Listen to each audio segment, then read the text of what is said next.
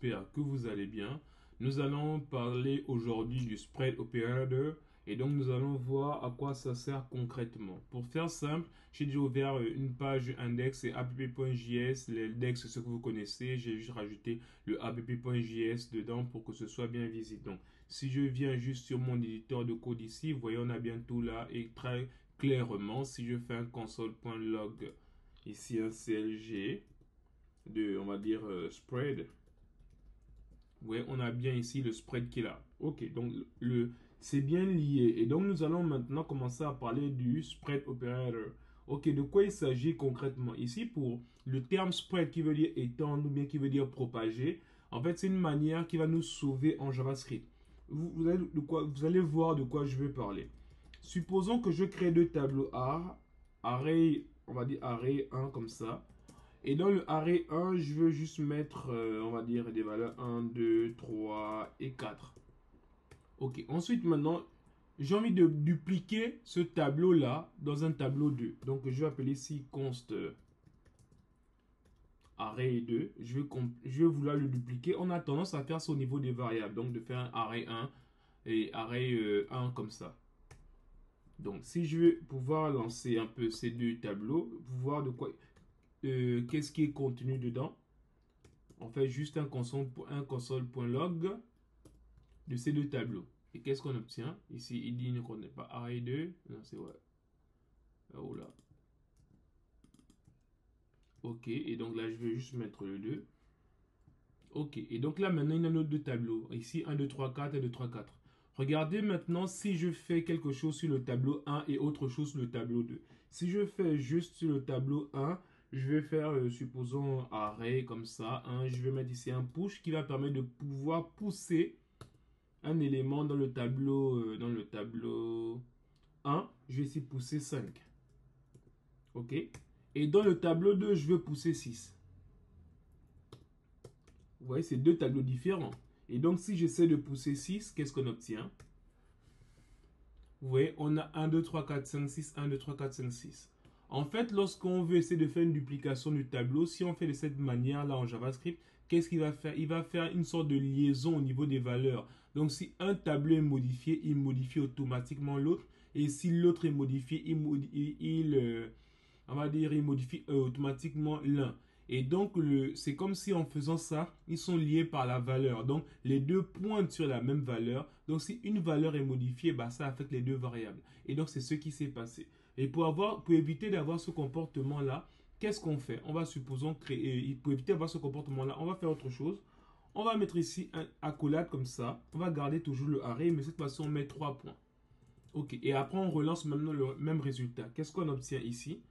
Vous voyez, on a deux tableaux différents. 1, 2, 3, 4, 5 et 1, 2, 3, 4, 6. Donc ici, cette manière, quand on met les 3 points qui est du spread, il va nous permettre de pouvoir dupliquer avec la façon qu'on souhaite. C'est-à-dire sans que les deux variables soient liées. Donc la duplication en JavaScript duplication de tableau se fait avec, on va dire, avec 3 points. C'est la même chose au niveau des objets. Si je vais au niveau des objets, je commande tout ça. Et donc je vais créer, supposons un objet, je vais appeler ici const object1. Et là, je vais lui donner quelque chose de très simple. Je vais donner juste A 1, B 2.2. OK. Et ensuite, je vais lui donner, on va dire, je vais essayer de dupliquer ça. Const objet. Oh là, qu'est-ce qu'il fait là? Objet comme ça. Oh là là. Bon, c'est pas grave. Objet 2 comme ça. Et on va essayer de faire la même chose. On va juste mettre la variable objet 1 de cette manière. Ensuite, on va créer, on va dire, bon, je vais d'abord conserver comme ça. Et donc ici, ce qui se passe, c'est que si on veut rajouter, on peut avoir tendance à dire on veut rajouter un objet 3. Et un objet 3, comment on pourrait le faire? On pourrait le faire juste comme ça. Et on veut que l'objet 3 rajoute un C qui a 2.3. On aura tendance à vouloir faire ça. Donc ici, d'abord, on va dire ici objet 1 comme ça, virgule. On rajoute l'autre objet qui sera ici C 2.3. Ouais, et donc déjà, il ne veut même pas cette notation. Bon, on va utiliser donc de façon simple, celle-là. façon simple, on va utiliser celle-là. On va mettre ici objet 1. Ok, et donc, maintenant, ce qu'on va faire, c'est que pour pouvoir rajouter, on va dire, l'élément suivant, on va le faire de façon très simple, de façon simple. On va le faire, si je fais, par exemple, virgule ici. D'abord, on va mettre les 3 points. Ok, donc une fois qu'on a mis les 3 points, en fait, ce qui se passe, c'est qu'on a copié, comme on a dit qu'on copie les tableaux, on copie aussi les objets de la même manière. Et donc, une fois qu'on copie l'objet ici, maintenant, là, on peut rajouter la valeur qu'on souhaite. C'est-à-dire, ici, on peut directement mettre le C avec la valeur 3. Donc, ici, on peut mettre directement C 2.3. Ok, et donc, ici, si on fait CLG de, on va dire, de object 1, ensuite 2 et 3. Ok, qu'est-ce qu'on obtient ici? Vous voyez, on a bien ici, ici, il a bien pu dupliquer l'objet. Donc ici, le problème est que si on essaie de ne pas faire ça, en fait, on va avoir le même principe. Comme là, ici, les deux sont liés. Donc si on modifie l'un, il va modifier l'autre. Si on modifie l'autre, il va modifier l'un. Donc pour éviter d'avoir ça, en fait, on fait ce qu'on a la duplication. Donc le même principe, c'est que pour éviter de faire ça, il suffit de faire juste ça comme ça. Donc objet 3, on duplique et après on rajoute ce qu'on veut. Donc c'est le même principe que les tableaux. Donc c'est ce qu'on appelle au niveau de, juste pour faire simple, on permet de copier un tableau dans un tableau ou on copie un objet dans un objet. Donc ici c'est ce que nous permet de faire le spread operator. Après autre chose, comme on disait, si on veut fusionner par exemple deux tableaux, si on veut fusionner deux tableaux, ici on avait, on va dire, je prends un exemple simple encore, je vais essayer de commenter tout ça. Pour fusionner deux tableaux, si je fais ici const, on va dire ici, array, bon, on va dire array, bon, je vais mettre ici 4, on avait utilisé 4 encore, non, bon, c'est pas grave. Bon, je peux utiliser toujours 1, c'est pas grave. Et donc ici, sur le array, je vais le donner toujours ici 1 et 2. Et donc là, je vais mettre la même chose ici pour avoir 3 et 4. 3 et 4. Et donc là, on va juste mettre le 2. Et en fait, maintenant, si on veut faire la fusion, pour faire la fusion, on ne fait pas ça. On ne fait pas ici const array 3 et qu'on fasse ça. De cette manière, on ne fait pas ça comme ça avec array 1 et 2, non. Pour faire la fusion des deux tableaux, il faut faire ça. Array 1, virgule, array 2. Et donc là maintenant, si on fait CLG de array 3, oula, array, ah ouais, 3. Et donc ici, je vais juste changer la variable. Ok, et donc là on voit bien, vous voyez ici les deux tableaux ont bien été fusionnés. Donc ici il y a bien un tableau qui est là. Donc ici, qu'est-ce que j'ai fait? Ah oui, pardon. J'ai oublié. Voilà, vous voyez ici, si je ne fais pas le spread, regardez ce qu'il a fait. Il a mis ce tableau-là et il a créé un deuxième tableau. En fait, c'est comme s'il y a un tableau et dans ce tableau, il y a un autre tableau. Suppose, regardez même de quoi il s'agit ici. Si je vais juste faire, je vais essayer d'agrandir ça. Et donc là aussi, pourquoi pas, je crois que c'est pareil, non, c'est lié, ouais. Ok, en fait ici, si j'essaie de faire quelque chose simple, je vais juste faire, on a dit c'est le array 3 qu'on a nommé. Ici, array 3 comme ça. Vous voyez? Et donc, si je fais array 3 et que je fasse dedans, je mets la valeur 0, on obtient mes 1. Si je mets la valeur 1, on obtient mes 2. Mais si je mets la valeur 3, non, pardon, 2, pardon. Si je mets la valeur 2 ici, vous voyez, on a un autre tableau dedans. Donc, pour éviter d'avoir ce problème-là, il faut mettre les 3 points comme ça. Et regardez le comportement, il est différent. Donc, on a bien fusionné deux tableaux. Donc, ici, avec le spread opérateur, on nous permet non seulement de pouvoir fusionner, de pouvoir dupliquer, et autre chose, si on peut ajouter des éléments à un tableau. Supposons, on va dire un exemple simple. Qu'est-ce que je parle quand je veux dire fusionner? Bon, on a déjà fusionné, comme je disais, mais on peut ajouter des éléments à un tableau. Comment on veut faire pour ajouter des éléments à un tableau? Si on veut, on va voir peut-être, je sais pas, je vais mettre ici const array 5. Et là, je vais faire quelque chose de simple. Je vais encore mettre 1, 2, 3 et 4. Ensuite, maintenant, je vais créer... Oula, j'ai créé array. Et donc, maintenant, ce que je vais faire, c'est que je vais rajouter 5 et 6 à ce tableau-là. Donc, soit on fait des push, mais si on veut juste réécrire, on peut mettre ici comme ça, const à array 6.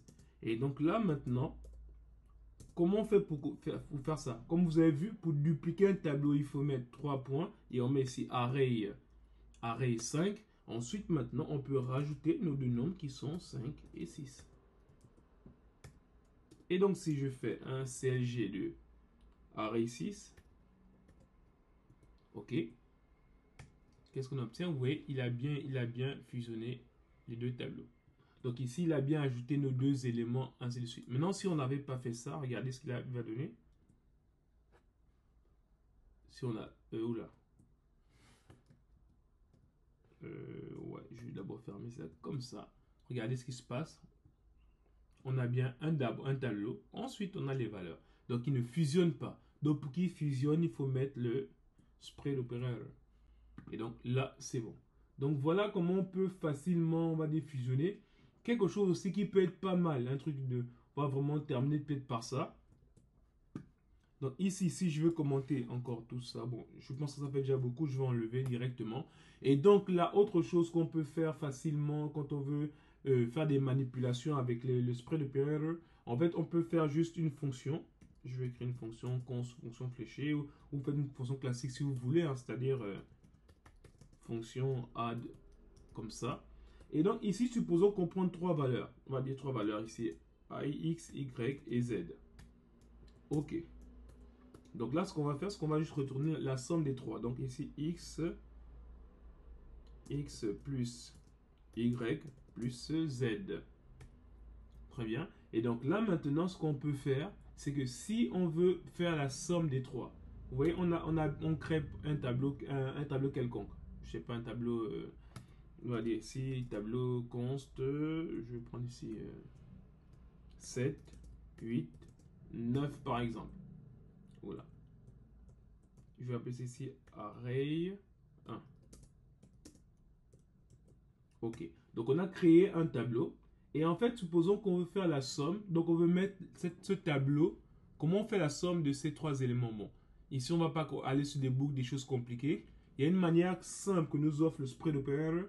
En fait, on fait juste un CLG comme ça, console.log. Et là, maintenant, on va appeler notre fonction qu'on a appelée add. Ensuite, maintenant, il doit prendre, normalement, ce qu'on sait, c'est qu'il doit prendre trois arguments. On va dire, il prend trois arguments. Par exemple, on a dit si on veut prendre ces 5. C'était quoi? On a pris 5 ou c'était 7. Ok. 7, 8 et 9. Donc, si on fait ça, vous voyez, il nous a bien fait la somme ici, 24. Ok, jusque là, on est bon. Maintenant, ici, ok, ici, il nous a bien fait la somme. Donc, 7 plus 8, ça fait ici bien 15, plus 9, ça fait 24. Maintenant, le problème est que nous, c'est pas ça qu'on veut. On veut la somme directement de notre tableau. Donc, on veut mettre ici directement notre tableau là. Mais comment on fait? On ne peut pas mettre le tableau ici directement. Ou bien on ne peut pas directement mettre, on va dire quoi, array 1 comme ça. Vous voyez ici, donc il y aura un problème. Vous voyez, donc il va dire ici, c'est undefined. Donc, c'est normal, il y a un problème. Mais avec le spread operator, qu'est-ce qu'il nous permet de faire, le spread operator? Donc, si on fait juste ça, regardez simplement, il a fait 24.